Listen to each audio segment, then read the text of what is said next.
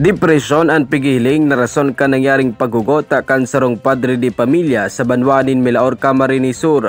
Sigon aki Police Staff Sergeant Wilfredo Sailota, investigador ka na sambitan ng kaso, haloy naman subot na nagpurbar gibuhon ang insidente kan biktima na si Edgardo Oliver, 53 anyos, kan Kapuknasan, Milaor. Hanggang sa madukayan na sanakan sa iyang mga aki na mayo na ninbuhay sa indang residensya.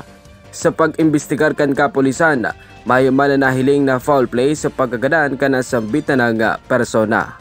Pangarang katong nagadan is si Edgardo Oliver, Gumbay, Balo, 53 years old. Ngunyan, nakuha siyang bandang alas 6 ng hapon sa alaw kang kwarto niya.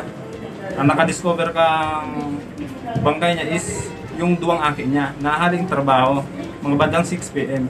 Pero prior katong mga 5 AM, mga 5 PM pa lang ng hapon, nahiling pa siya, nabuhay yan sa Aruninda, kan kapitbahay nila. Then ang naging cause daw, malamang naging reason is sa depression kasi parang may pinoproblema ini yung tao na ini. And meron na din siyang record na incident na parang nag-attempt siya mag-suicide dati. Parang yung siya sa trend. Kaso hindi lang yung nangyari.